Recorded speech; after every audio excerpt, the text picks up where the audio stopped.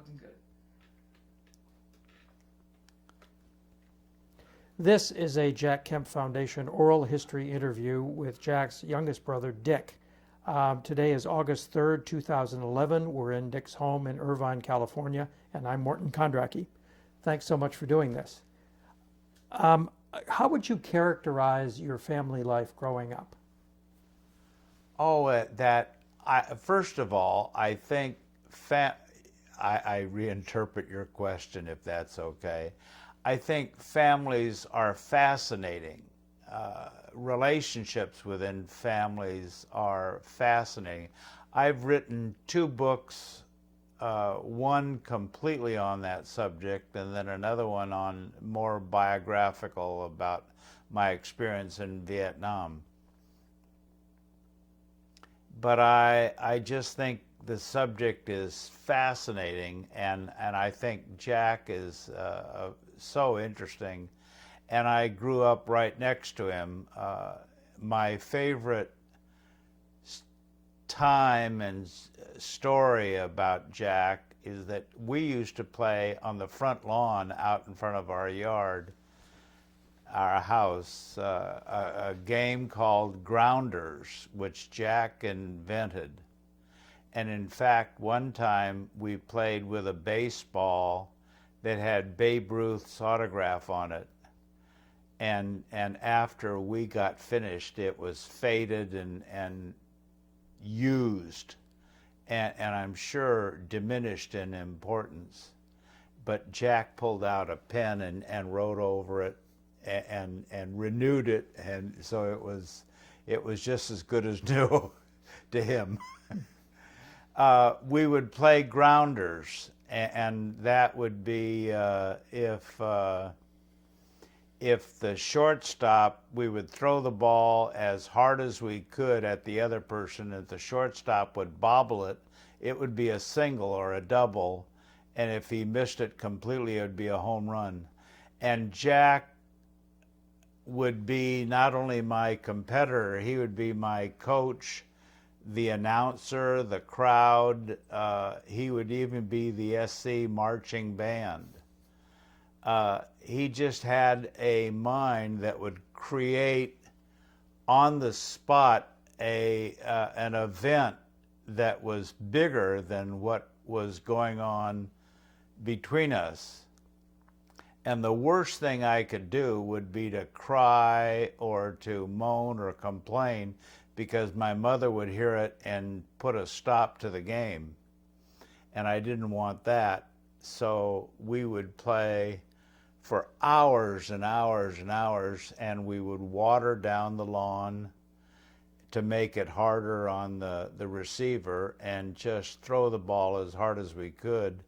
And I became a shortstop, but I would be tutored by Jack, and so that would illustrate to me a competitive nature between us boys, and that certainly was the case.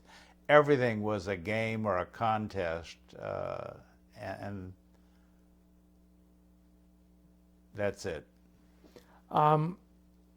Your brother Paul says that the way to understand Jack's character is that he was the number 3 child, and that he had to scrap to get into the game with Paul and Tom, who were older, and that's important in his character. Now, do you agree with that?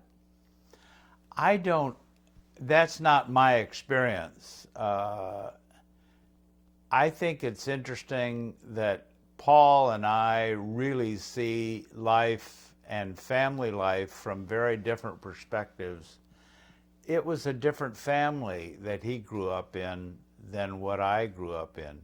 The parents, by the time I came along, were much more mature, were better off financially, psychologically, spiritually, than when Paul grew up. But that may be the case, but I don't know that. Jack was certainly the leader, and it was through Jack that I got entrance to neighborhood games. So you were both competitors, but he was also your sponsor, in effect? He was my coach. He was my mentor. He was my teacher.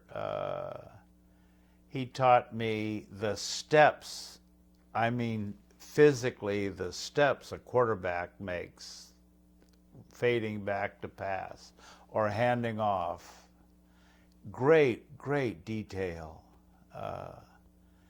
And would do it for hour upon hour until I got it right. And I was very mature as an athlete. And so when I went to Fairfax High School, where Jack and Tom went, I tried to fade in with the crowd, but the football coach, out of 100 boys, would say, "Where's Kemp?" And I was ready to go, but that was very embarrassing to me at the time. But I knew football, and I knew baseball, and I knew athletics very well, and that held me in very good stead. So would you say that he basically treated you well? Oh yes, oh yes. The greatest thing in the world was to get Jack would, when he was in professional football, would buy me a new mitt or some kind of athletic gear, and that would be a treasure for me. It would be way beyond what I could have expected from my parents, who were on a much tighter budget. But keep in mind that those were days that Jack earning a salary in the low 20s was a big deal. He was one of the highest paid football players in the AFL, but it really was small potatoes compared to today, or compared to athletics today. So were you were sort of worshipful toward him? I mean, you were his little brother, and he was 4 years older than you were, right? And he was your coach. So did you idolize him when you were a kid? No, and I didn't worship him. I didn't. I respected him, but brother Tom was actually a better athlete. Tom made all Los Angeles City. Jack made Western League at Fairfax. I made all Western League at Fairfax, probably at a halfback or so. So was there, to the extent that there was sibling rivalry at all, was it between you and... Sorry, 1 second. Was it, I heard something? Yeah, it started tilting.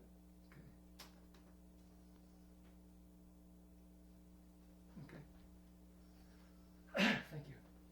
So, you ready? Are we rolling? Yeah. So to the extent that there was any sibling rivalry at all, was it between Jack and Tom, or you and Jack, or both?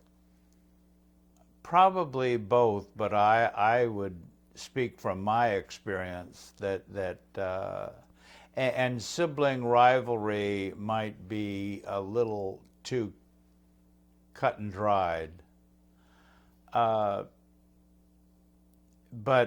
yeah, everything was a game to Jack and me, and was a game, has been a game throughout our family existence. We played a lot of games together, and athletics together, just all the time. My dad would come home from work after working with California Delivery Service, and he would have to be catcher for Tom, and then he would I mean, Tom was a high school, very powerful pitcher. And Jack, one of the best pitchers in the nation, Jack would then have to pitch to him, and then I would have my turn to pitch with him. So, and if you missed the ball, it would be like a quarter of a mile down the block to go pick it up, and it would be, no, Dad, I'll get it. But his hand would swell up, and he would have to have a sponge inside the catcher's glove. But that was a big treat to have him do that. And he did it all the time without complaining. Let's talk about your father. What would you say that your father's major influences were on Jack?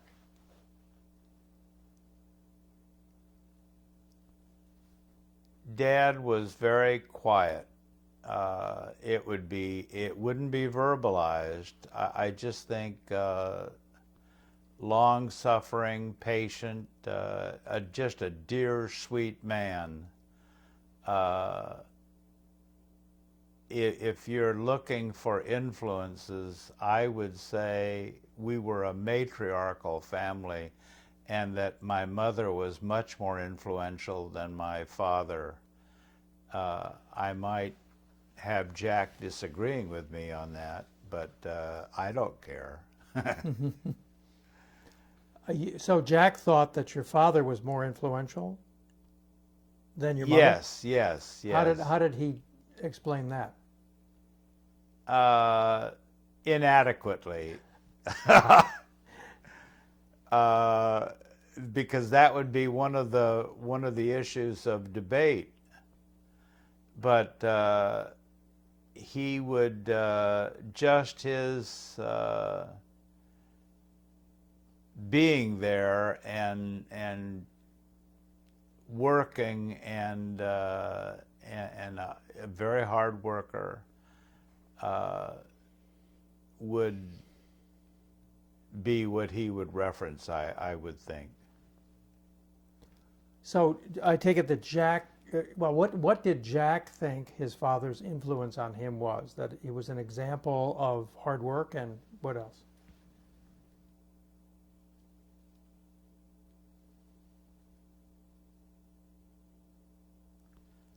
I think values. He just was a sweet, dear man. There isn't. He was the opposite of what today we would say a little league parent. If we lost a football game, or he would say, "Well, you came in second," and he was more interested in us participating, and just he thought we were good, and spiritual goodness. We didn't have to do anything to please him. He was already and very much enamored with his boys. He would use the term, "I'm busting my buttons," a statement of being proud of Jack playing with the Chargers, for example, or something that Tom would do or Paul would do, other brothers, and or I would do.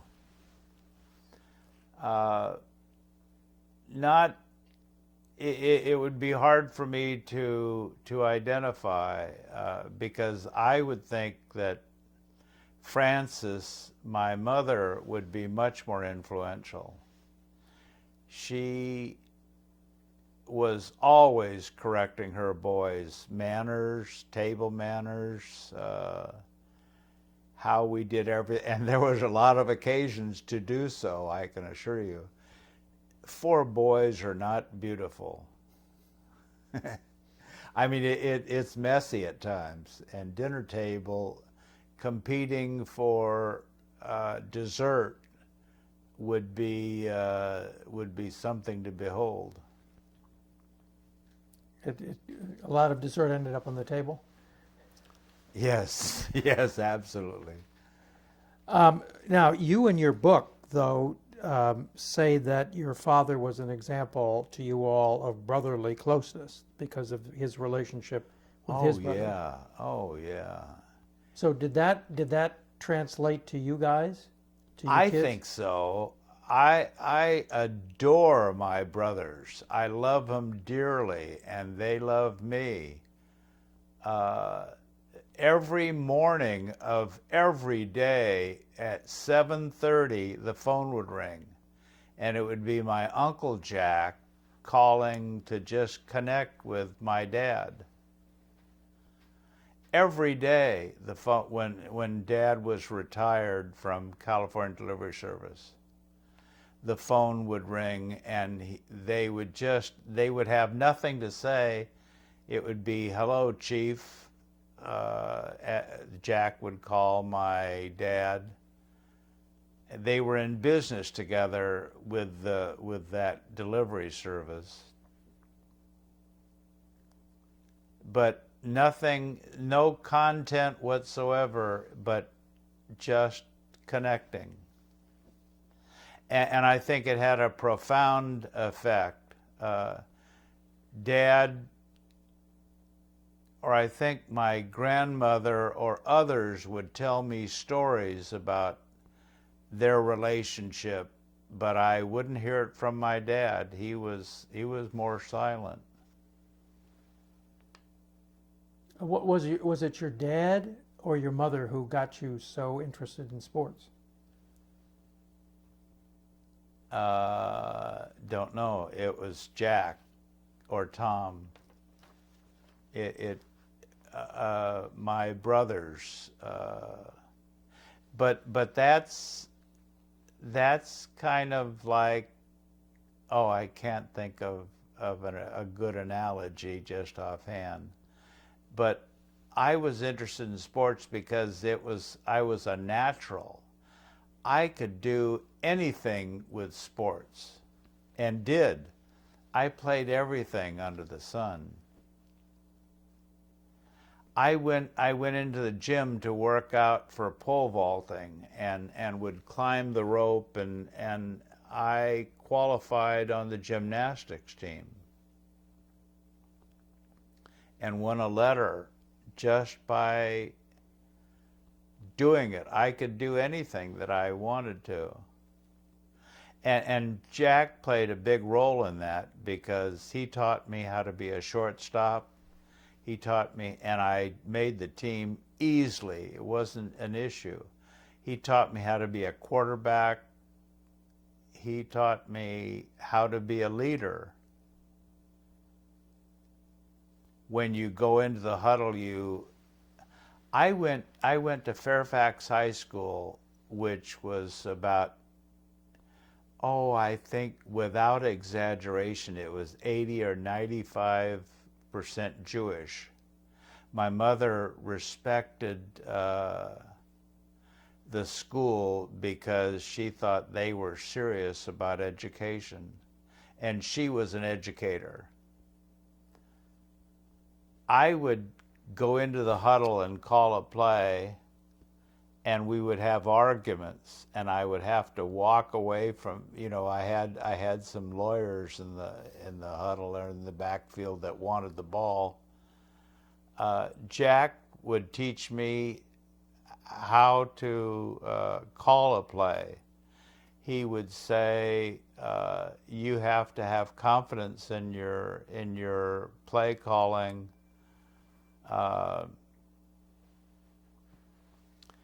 You have to have a sense of direction, or they'll pick it up and whatever. So.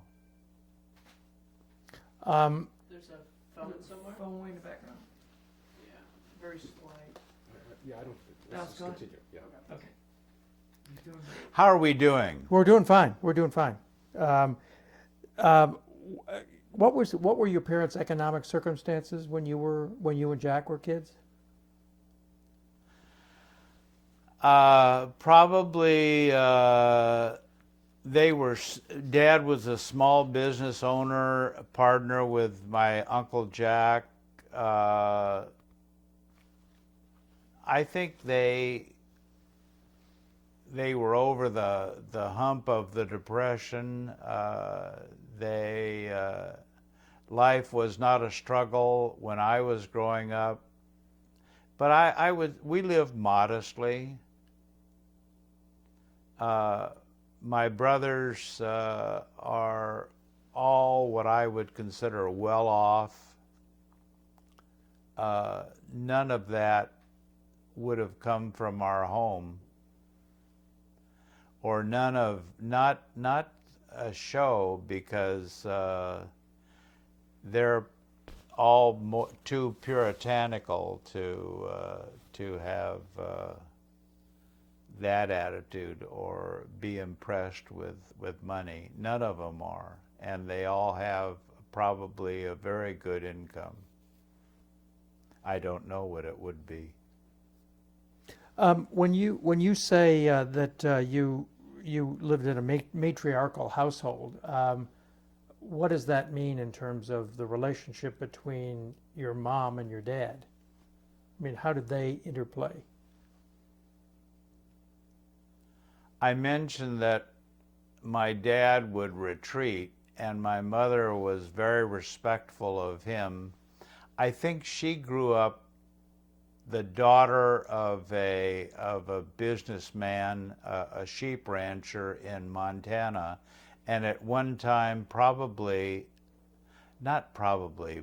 she would be from a well-off family, and I don't know about my grandmother on the Kemp side, but certainly, and they lost. But Mom's family, the Pope family, lost it during the Depression, and they. But Dad would be very respectful of Mom. But and she would verbalize and had to a lot. And like I mentioned earlier, I started my book with the assumption that we were very competitive, raised by two very non-competitive people, and I probably would withdraw that comment now. I think Mom was very competitive. She just knew how to speak diplomatically about it. Very much so. So do you think it was she who made Jack the competitor that he was? Oh, yeah. Oh, yeah. How did she do that? I think I mentioned that I went to Fairfax High School. She just was a teacher, and she was for improving your performance and sociability in hundreds of ways, and didn't hesitate to verbalize that.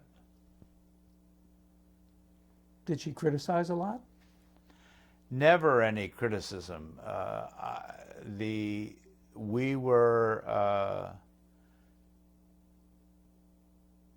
thought to be really very special, and both my parents thought that. But it would be we didn't have to do anything to please them. They both were very pleased that we were just participating in a part of the events. But she was a teacher, and she just taught all the time. I'm a teacher. I with my kids there are teachers in my life that have been very influential, and I'm just naturally always thinking in terms of how to better perform, how to better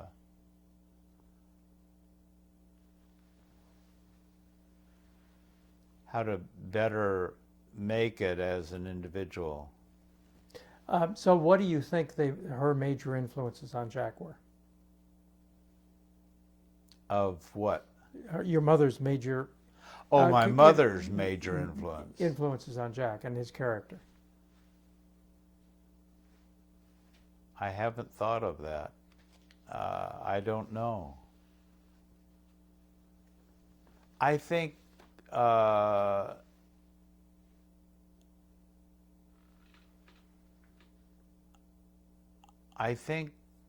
probably it was their goodness.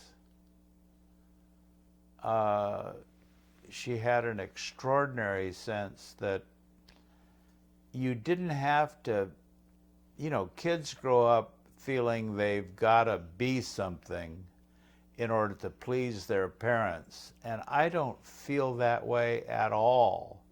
And I don't think Jack felt that way, or Tom, or Paul. Paul thinks that Jack was a loner, that he was not really intimate with other people, that he was kind of private or aloof. Do you? I think he was a politician, and I think that he was well schooled in how to keep people at a distance, and that impacted his ability to relate to everyone underlined. Jack had the ability also to focus, and that focusing ability was part of his genius. But he could blot out everything in the world and focus on one. It's like a predator. When they show the brain of a fox catching a prey, a rabbit or something, the brain changes. It becomes, that's the issue, and it's right there in front. Does that answer? Was that evident when he was a kid? I think so. He had an extraordinary mind. I shared a bedroom with Jack for many years, and every inch, I mean ceiling and walls, every inch of the wall and ceiling was with a sport magazine picture of some athlete. Jack knew athletics. He was a spotter for the announcer at the Hollywood Star Games. We would go out to Wrigley Field and watch with my uncle Lauren Hollywood Star Games, and Jack would help out with the spotting and because he just knew statistics very well. He had a mind, and that has been, I think, very influential in his ability at a political rally, going to a different town and having 3 different events and 3 different speeches for 3 different events. Just gets to be overwhelming to me. He did it naturally. He thrived on it and would go into an area and know hundreds of people by name and sight in the audience. Tremendous ability to remember detail and names and numbers, and I would just fall apart, and I would be guacamole in the process. He did it naturally. Was he a politician when he was in high school? No, not at all. he was a leader. Let's pause. Yeah. Let's pause for a moment. Yeah, 1 second. Yeah. So what's this poker story? The poker story is that I felt left out. I would watch through the hedge at Jack playing poker with the Gendian brothers down the street, and I told them to come show me some of the chips, and I said, I'll show you how to play so you won't lose. And I went into the garage and got the same chips, and I made a deal that if I show you how to play poker, you will let me play.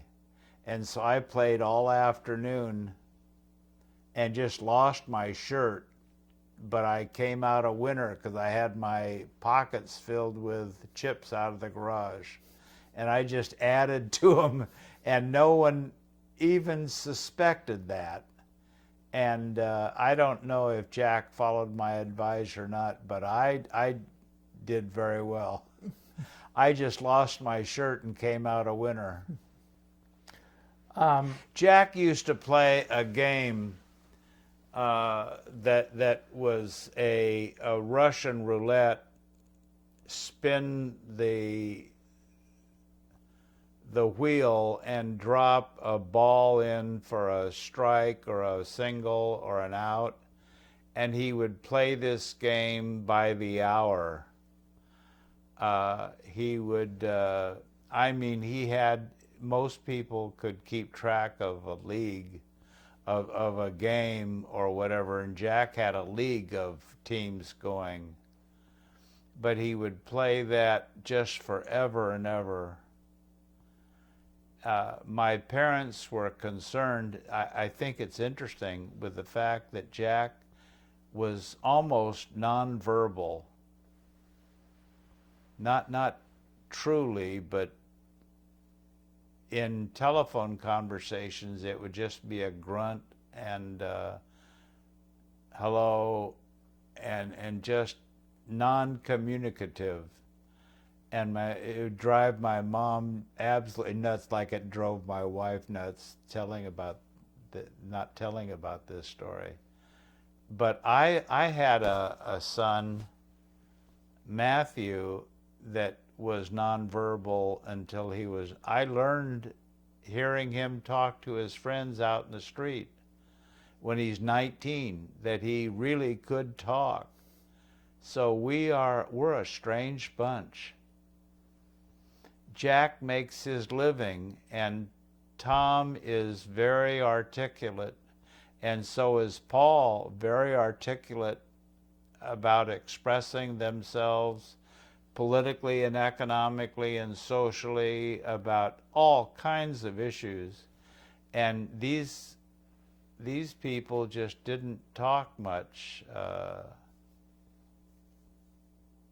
growing up. Back to high school. I want you to do a focus check because he moved Okay. just a little bit. 1 second. I think we're okay No mercy, Brian. though. Barry. Barry. That's okay. Thank you. You're I'm merciful at all times. You're merciful. Okay, we're good. We're good. We're fine. Back to high school. You said he wasn't a politician, but he was a leader.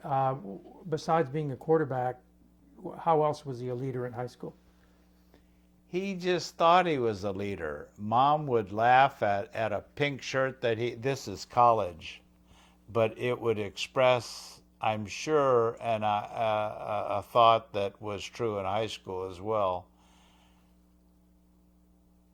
He would wear a pink shirt that he bought for himself, and my mom would laugh at it and say that it looked sissified. And he would say to her, I don't follow trends, I set trends. A quote. He just had his own drummer. And thank goodness for that. he was used to being an individual. We were taught to be individuals. When we would walk out the door, Mom would say, "Be a leader." And by that, she didn't mean come in first or win or make sure you won the prize or anything other than be an individual. Don't go along with the crowd. She was distrustful of the influence of other people on her boys. She liked the fact that they would think for themselves and be an independent thinker. I'm very independent as a thinker. Jack was too. How did that evidence itself? Was there ever any time when Jack stood up against the conventional wisdom of in school or elsewhere as a kid? I don't know. I didn't go to school with Jack. I was always 4 years behind him. But he would, I would contact him my contact with him would be mostly watching him on the athletic field at Occidental or Fairfax High School or whatever. And the game was truly a game to him. It was fun, but it was very different for him than other people, as evidenced by my story about grounders. Was he in command when he was on the football field? Oh, very much so. Oh, yeah. He used to kneel down in the huddle at Occidental and draw. First of all, it was an age when quarterbacks called their own play. He would not only call the play, but he would do it at the line of scrimmage, like 85% of the time or 80% of the time. He would kneel down in the huddle and draw pass patterns, creating it on the spot, telling players where to go to get open so he could throw a pass to them. It truly was like a sandlot game, and that's what I would refer to as leadership.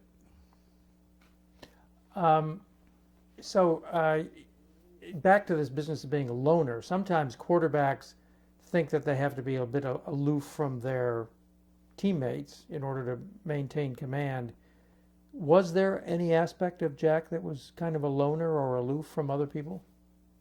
Was he intimate with friends and others? Good question. I don't know that I know. I think the term I wouldn't choose aloof. He just had the ability to focus. We could be talking here, and he all of a sudden could, just like turning a station, could change stations and be in a different world, and I would just recognize the fact that I didn't have his attention. Tom would say, when you talk with Jack, you need to make sure you have his attention. Give him something to think about. And that was true. It wasn't that he thought aloofness would have the implication of feeling better. Very much not so at all. But he did have the ability to block out anything that didn't fit his vision. Most of the time, that's very positive, but there are sometimes when it's very annoying. As in when? Oh, it's just a casual comment that I Okay. don't know that I can back up. Okay. In conversations, I think that would be very annoying to kids. I just was more understanding of that fact. But that means that he was an avaricious reader. As a kid? I don't know if it really surfaced as a kid. After he became politically interested, he was a researcher, but I don't think he was he went to a pretty good school, Occidental College. I don't think it's a Dartmouth, but it's a pretty substantial school, and so he had to be a student somewhat, but I think he really became a student when he needed to be. As he grew, started speaking in San Diego and different places when he was with the Chargers. That was a very maturing experience for him. Well, he must have learned some of this at these family discussions that you describe in your book. So just tell me about those family discussions and how they went. What were they about? How did Jack participate? And how were they initiated, and were they every day, and so on? If anything was, I can speak from my experience more than I can as an observer. I'm just a kid growing up.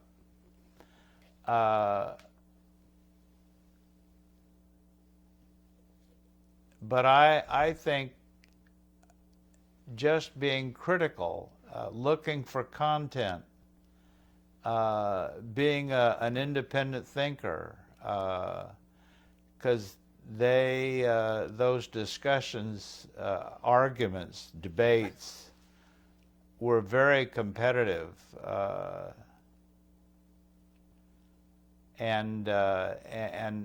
but when I listen to someone, I'm looking for where's the beef, what's the issue, and thinking as a, and I'm sure he did too, looking, he was not a light thinker.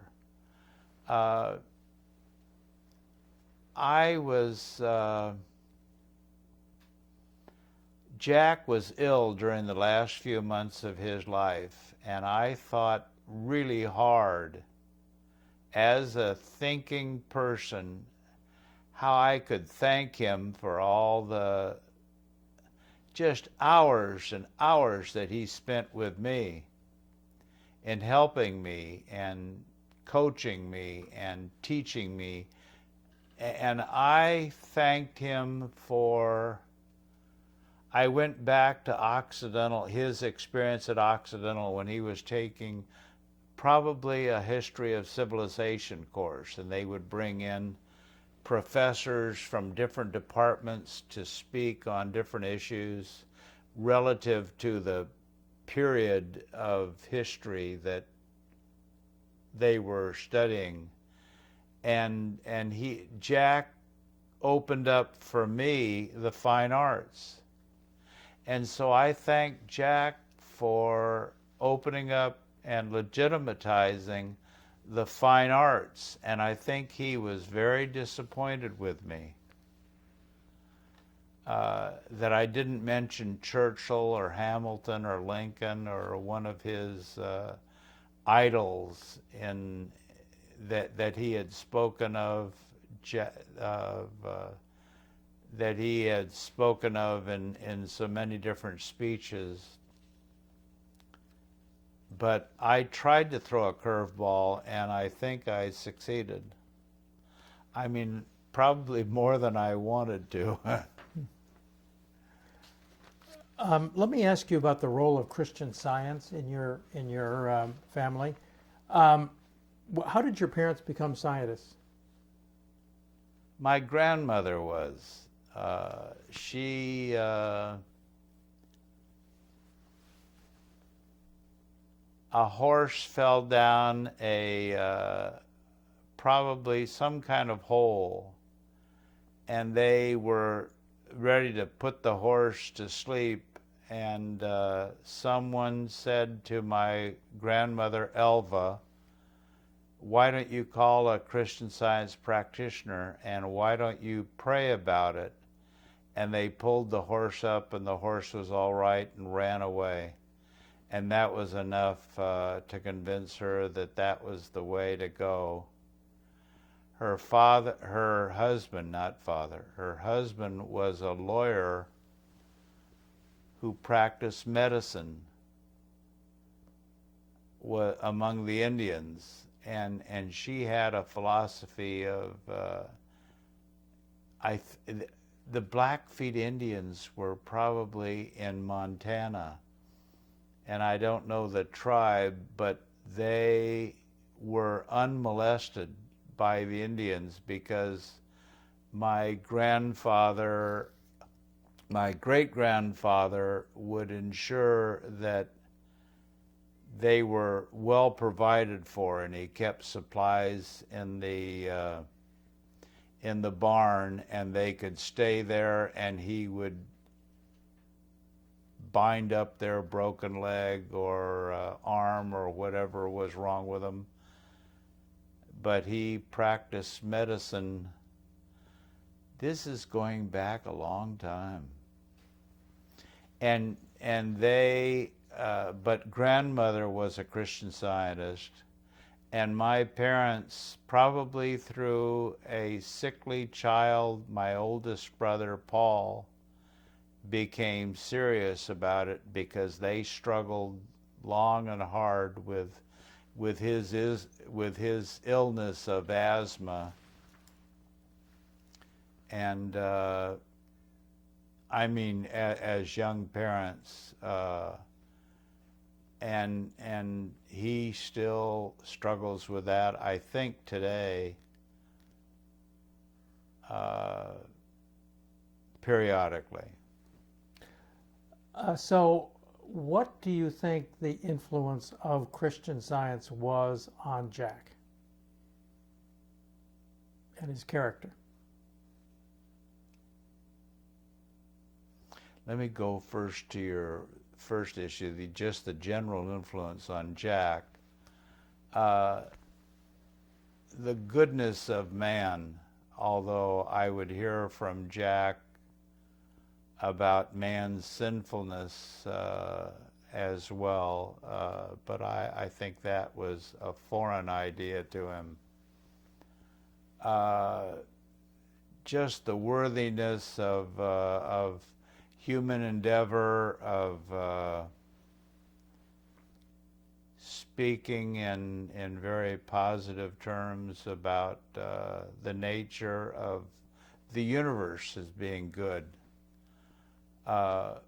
Certainly one God is monotheism, which would be characteristic of a number of different religions, I believe, was very much practiced. I say not preached, but practiced in our home. My mother felt that all of us boys should be as thoughtful of a homeless person as the President of the United States. And that was very much apparent in my dad's business. He treated people very well, and that had to have an effect on Jack, and it did me and Tom and Paul. Okay, so the positive attitude toward the world. I mean, everybody says about Jack Kemp that he was the ultimate optimist. That he, and so does this arise out of Christian Science? I would think so. Yeah, very much so. Anything else out of Christian Science that you could see in his character as he grew older? I lots of things, but I'm trying to see what I can articulate.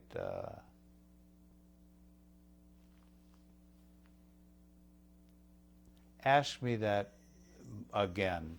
Well, if you grow up in a household with a certain kind of worldview, as you all did in Christian Science, I mean, it has a lasting effect on your character and your outlook in life. And I just wonder what the lasting effects of Christian Science might have been on Jack Kemp as you look at his life. Well, we are as a Christian Scientist, we're a lay church, so there's not a stratification of a priest or a rabbi knowing more than you do or I do. There's no authority in the church other than the resources that everyone has. I think that's that probably, and the issue of the test of religious truth is not what someone says or what the church says. The real test is how well that idea plays out in your life, and how it, if it's true, it's work. That sounds so Calvinistic, and I don't mean it that way, but if it's true, it works. It is demonstrable. The test is in the impact it makes on your heart. There are just hundreds of issues that stand out, and my mind just floods with all kinds of issues. Well, let me ask you this. When he married Joanne, he became a Presbyterian, and he became a sort of an evangelical Christian. But I've heard from other people in the family that about the time that he was considering running for president, he spent a lot of time reading in Christian Science and sort of returning to his roots. Do you know anything about that? Only that I've heard about it, but I don't. That's when he's living with in the East in Washington, and I don't know it firsthand. So over the years, when he but running as a Christian Zionist would be a problem to him. It means the same kind of problems that Mitt Romney would have, of having to explain your religion all the time. People would pick up on the idea and say, oh, you're the people that don't believe in evil, or you don't believe in doctors, and you'd be on the defensive. And I think playing professional football would wring that out of him in very short order, because hundreds of thousands of dollars every week would ride on how well the quarterback is feeling, and I think that had to be a problem to him. He sure had a lot of shots, that's for sure. Yeah, Yeah. yeah, and a lot of, he used to love the story of getting a concussion and taking X-rays, and the headline saying, "X-rays of Kemp's head show nothing," and he, but just the belief that evil is overcomable, that it's not of God, is probably very influential, and that would have an enormous impact on him. That man is good, that creation is good. It's worthy to be in politics. It's worthy to attempt to do great things. That not just won't. It's not just that it will be remembered. It's that it really is a substantial contribution to make. So as time went on, and when Jack moved away to the east as a Buffalo Bill and all that, how much did you and he talk? Rarely. We would get together. He was not a good phone communicator, although he tried. And toward the end of his life, I could see efforts for him to improve in that area, but that was not a strong suit. Relating to people is something. Stop. Yes. Do you want us to stop taping? No. This Okay. is. We're gonna this get is it. really. We're this gonna get is- Oh, Mort. So what was it like Tamara? being around him as a brother over time? What did He you talk was about? not a small talker, and I think he didn't relate to. It isn't correct to say that he didn't. He related to hundreds of people, thousands of people, insufficiently, or he'd be elected again. But that wasn't his strong suit. I think I'm the same way. I'm more interested in the issue. I'm more interested in the concept, the idea. Ideas are important and have consequences, and I think he would say the same thing, and did say the same thing. My wife Carolyn is a relator, and she would relate to people much better than me or Jack. I think Tom did a better job, and Paul probably does a better job at that task. But that would be particularly how Carolyn Kemp would view the world. Did he ever confide in you about any disappointments or failures? No, he felt it was very important to present yourself as a winner. He's still playing that. He would slide into his political role there, and I don't remember anything of him being a human being or having shortcomings or whatever, and he had a number of them. Such as? Oh, that's a dirty question. I hope you got that on camera, did you?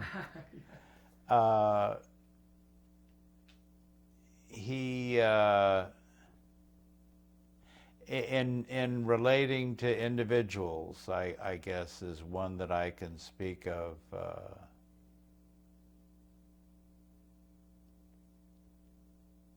He was less effective that isn't really true, because I think he did a great job of relating to individuals at times, but not so familially.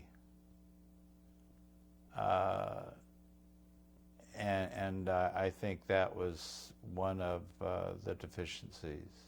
How about impatience? Oh, legendary impatience. Such as Driving. He and I taught swimming out at the Encino Swim School when I was in high school, and he would give me driving directions with his little finger, and I had to respond very quickly if I didn't, I would incur the critique of my older brother, the unhappy critique of my older brother. what would he actually say? He didn't have to say anything.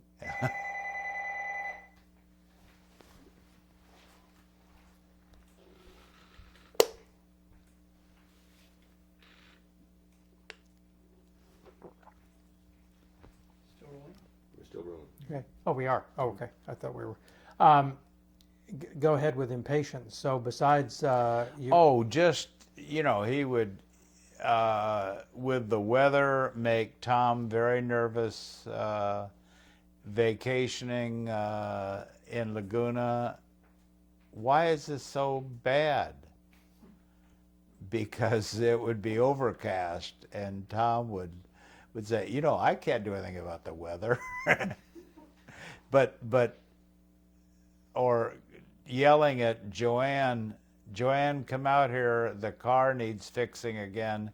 And she said, the steering will improve greatly when we get the front tire fixed. It was flat.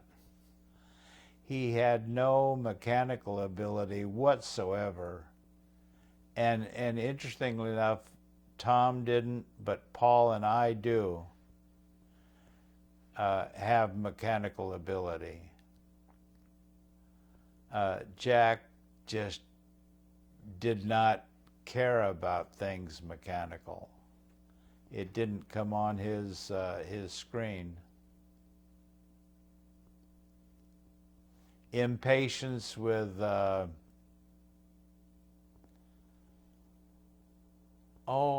think his kids, before we started this interview, Carolyn mentioned Jack punching the wall of a suite because of the way of an event on the football field involving his son.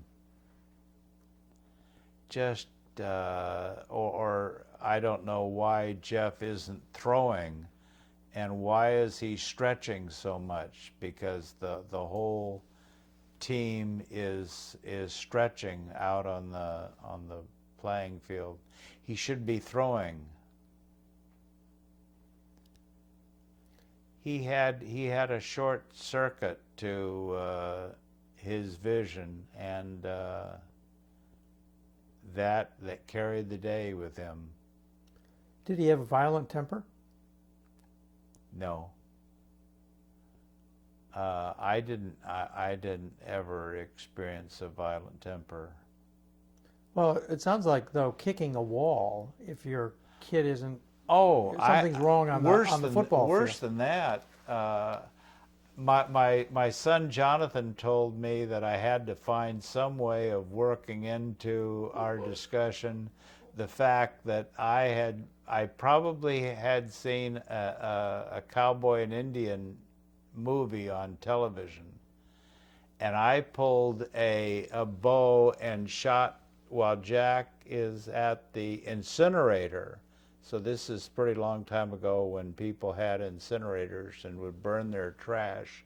in the backyard, but he's out there, and I pulled the bow back and shot a little bit to the left and hit Jack in the middle of, with a steel-tipped arrow, hit Jack in the middle of the back of the head, and blood is spurting everywhere, just spurting all over the place, and his back is just a bloody mess.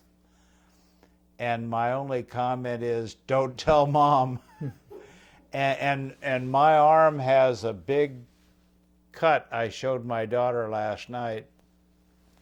Has a big cut in it here where Jack was taking a knife and stabbing on either side. He must have seen some kind of movie, and I struggled to get loose. And he sunk a big Bowie knife in my arm, and I still have a big scar right here. And what did he say after the blood started flowing? I don't remember. What did he do after you shot him in the head with the arrow? Oh, he went to Mom, and Mom, raising kids had to be a challenge for boys, and we made it so in hundreds of ways. So their theology was really tested. I mean, their life picture, because we really were a bunch to contain. Did you and Jack fight? I'm sure we did. Yes. A friend of Jack's would tell a story about me in the backyard of our Plymouth address with a golf club, shutting my eyes and swinging it back and forth and saying, I can't see you, so I'm not responsible. I didn't say that, but I'm not responsible if I hit you, and swinging a golf club out in front. Yes, we fought lots of times, and I had to be very inventive because I was nothing in terms of competition fighting Jack, who was 4 years my senior. Did he know when to quit? I don't know if I know how to answer that. I'm sure he did. Yes. Or I'd be dead. So is there anything about the public, was there any big difference between the public Jack Kemp and the private Jack Kemp, the Jack Kemp that you knew? I think that's a really good question, and I think that around our discussions, he presented his ideas, and I would hear the same arguments publicly that he would have privately, that he would have with me privately, because we would argue the great issues of the campaign together. And I was impressed with that fact that he didn't change. He really believed what he was putting forth, and it came forth naturally. There was not a discontinuity between his private life and his public life. Intellectually, he was honest, and I think that set him apart.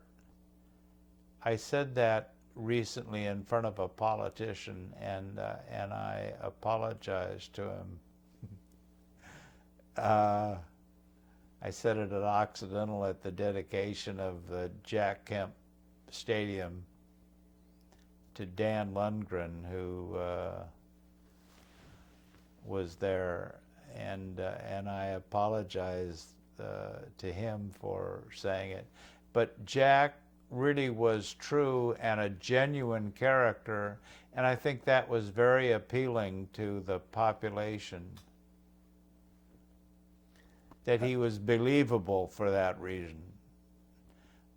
A little narrow in his focus, but believable. You know, they called him Jackie One Note at times, that he thought that all problems could be solved through a lower tax rate and a gold standard. And that did change from time to time, but scratch him and that's where he was. Did you talk to him about politics a lot? Oh, not a lot, but when we're together, we talk politics, yes. We talked everything. Tom and I talked more because Tom lived in Laguna down the road about 20 minutes. And I had more occasions to run into him socially. But that was a tradition in our house. And I have to remind myself that people don't necessarily think that way. So I'll enter into discussions that will be very uncomfortable for people at times. And kind of stumble into them thinking this is natural to talk religion, politics, ethics, social issues, or whatever. And I believe you can talk about anything.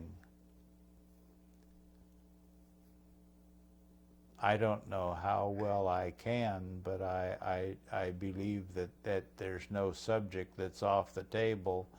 And we would talk about that issue with Jack, or any issue, and it just was interesting to me that he would present the same persona and argue with the same passion that he would have on the political stump. Did you participate in his political campaigns? Did you go out and campaign for him? I did not as much as I probably would have liked, not as much as Tom did, but yes, went to New Hampshire, and that requires a thick skin. Went to New Hampshire and handed out a brochure in a parking lot to someone, vote for Jack Kemp. And the person looked at it and saw Jack's name and said, Jack Kemp, I hate that guy. So it required a lot of, it required a thick skin to get along with that.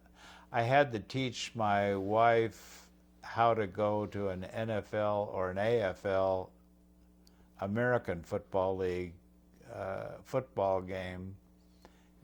We used to go watch the Patriots and the Buffalo Bills play football in Fenway Park in Boston.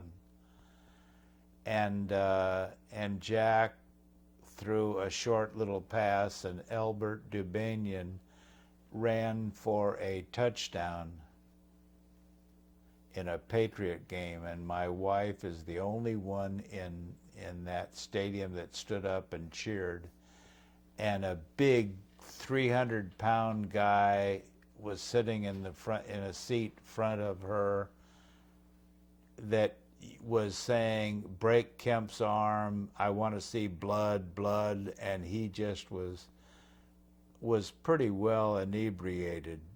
And she winds up and hits him. And I said, oh no, I'm in a real mess now. And he didn't even feel it. It felt like, you know, somebody brushing by him in the next row. But it was really a funny time. I thought I was going to have to just really do some very fast talking, or I would have 80,000 people against me and cheering because they could see that we were for Buffalo, and the rest of the stadium was for the Patriots. After he lost in 1988, was he at all depressed, or? Not that I know of.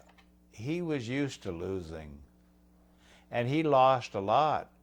You know, I wrote in my book about him playing professionally for 5 or 6 teams and getting fired. That is very traumatic, and I think that's where Mom would play a big role in helping Jack. But I don't remember him ever showing, or I wouldn't be able to identify it necessarily, but he would not be depressed in any way that I would imagine. I think he had to go through that kind of experience many times and was well used to it. I've danced around and haven't really said he was a good loser, because he was not a good loser. That's when I say, you know, he was the SC marching band. That was a performance that I would really fight to avoid, because it would be fight on for old SC, and you'd have flexing rights, or we would argue.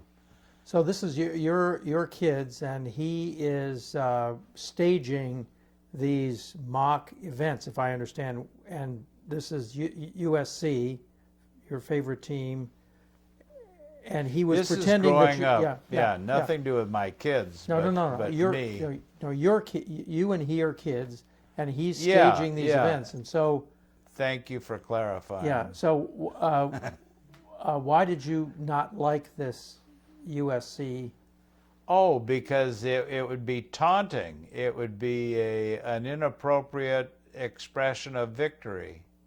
They would throw a flag down and penalize you on if they had a referee there. It was one time I said to him, well, so what if you beat me? Big mistake. I heard about that comment for at least 2 decades. What do you mean by that? So what if you beat me? Who cares? And he just saw it in different proportions. So what did he say? He didn't necessarily have to say anything. It just, you know, he just repeated the comment, so what if you beat me? And that was enough to bring me to tears. Stop. I don't think, Okay. Pause it. So for 20 years, he throws it up to you, basically, that he beat you. But my brother Tom would do it longer than that. Well, it sounds like you kids were intensely competitive with one another, and frankly, it doesn't sound very loving to me.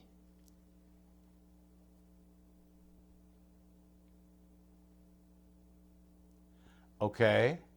But how do you respond to that? I'm working on it.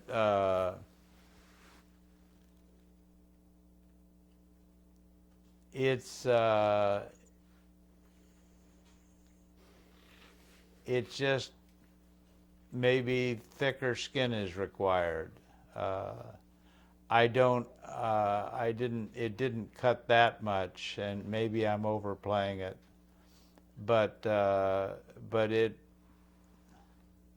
every bit of it is true, and it isn't very loving. It's competitive. I buy that, but still, there's a great deal of adoration and love there as well.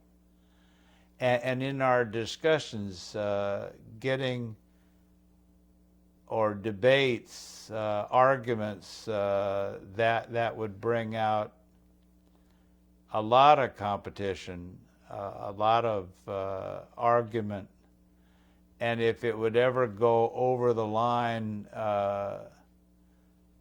as it would from time to time, we would stop and mend the fences. The relationship was that important. There was also a sensitivity that this is my brother, and my father attitude would kick in, and we would take care of each other. But so what if you beat me relates to competition, yes, very, very much so, and taunting, but I don't see that as unloving, but I would agree with you that it's not a loving thing to say.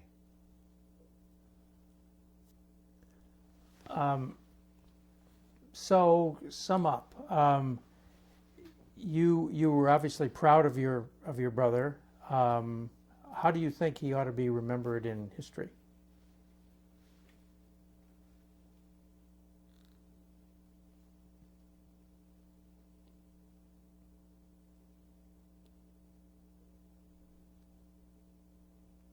As an extraordinary thinker, as a very passionate advocate, who dedicated himself to a lot, would not be discouraged over. I asked him, he was at the Reagan house when in his kitchen cabinet, working on where they would go, and I would say, well, how are you doing, Jack? And he would say, well, it's now 13-0 or 13-1. And he would be very proud of the fact that he was a lone wolf arguing against the field, and a lot of his stories would illustrate that. He was doing his own thinking, and I think unique in that way. It didn't matter what you thought or how you related to it, he was going to be true to his ideals. So is there anything about your brother that I haven't asked you that you think is important to add to this history? Yeah, all kinds of things. Tell me. You then say, well, prove it, and I will have a hard time doing that. But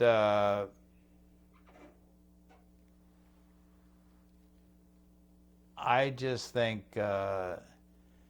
he should be remembered as a very independent, powerful thinker who dedicated a lot of thought and was against great odds and didn't mind them. Didn't mind being 30 points behind in a football game. He would come back and prove it, prove victorious. Well, thank you very much for doing this. Thank you.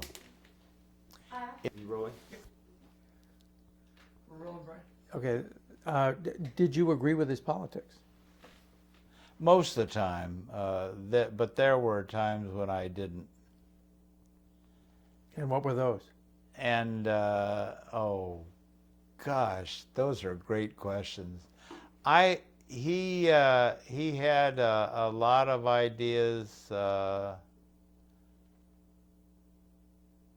about the war. I was a chaplain in the Navy and served in Vietnam for a year. And I probably agree with him now against involvement in Iraq and Iran, not Iran, but Afghanistan. I'm more thoughtful now than I think I was before. You know, we would argue these issues 10 years ago, so I'm having trouble dredging them up again. Another thing, though, is about the influence of the British on their colonies. Say again? Another thing was the influence of the British on their colonies. You thought that they brought the rule of Oh law. yeah, we would argue about more than just politics. It would be I would try to steer him into issues that steer him off politics, because his arms would get too long. He was just, you know, I'd bring up Arafat, and he knew Yasser Arafat. He knew Netanyahu. He knew the people that I was just reading about in the newspaper. So I would move the conversation whenever I could to something I was more familiar with. But a lot of times I was not able to. I thought he was an astounding politician. We were in New Hampshire, Hanover, at a mall, and following McGovern in the presidential race, and the place was filled with very passionate McGovern Democrats, and here was a conservative speaker coming up next and facing a crowd, and I was concerned for my life, and I've been in lots of life-threatening positions because it was standing room only, and I was concerned that we would get out of there, and he did a masterful job of throwing away his speech and just starting over and talking about how far the Democrats had come from John Kennedy, and just did, I thought, a wonderful job of articulating to a different audience. Was that in '88, or when that? Probably in '88. Yeah, I'm a basket case at remembering dates and times. But I would ask Jack, how do you ever plant on radio interviews questions to your staff to call in? And he said, no, I don't ever do that. He liked the real question, the real issue more than that. He didn't want to try and steer the conversation. He loved debate. He would go to high schools and colleges and traveled all over the country with John Edwards, who, aside from his marital infidelities, was a very good debater. And to show you my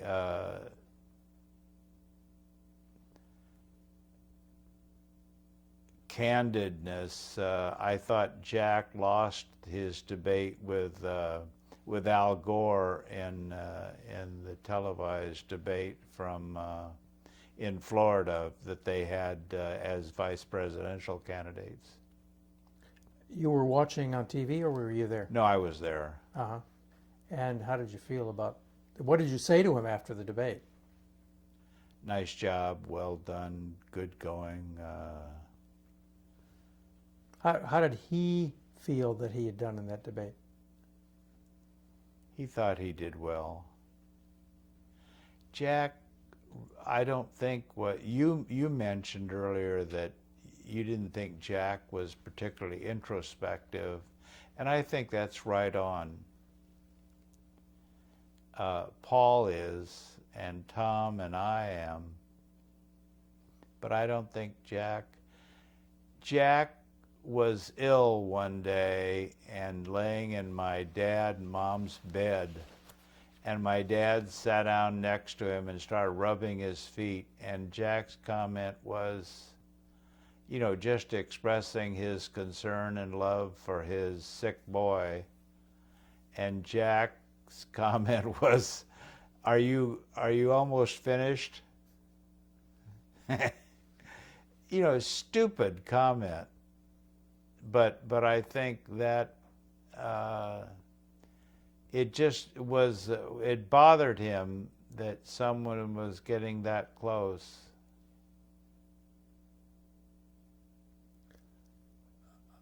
That reminds me of to ask you, did you talk to him as he was dying or when he was sick? And how did he handle that at the end of his life?